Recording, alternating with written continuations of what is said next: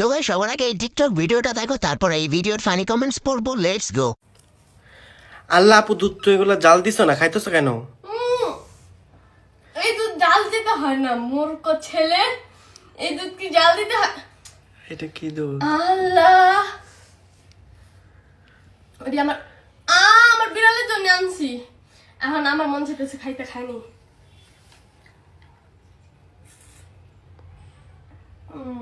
तो चलिए शुरू करते हैं।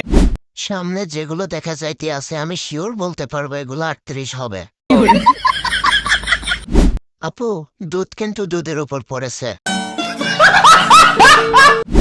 জাল দেওয়া লাগে না, টিপ দিয়ে খাওয়া লাগে। তার জন্য তো বলি এত বড় বড় কেন। কত বড় বড় সাইজের ডাব বানাইছে, আর নিচের পুকুরটা না জানি কত বড় হয়েছে।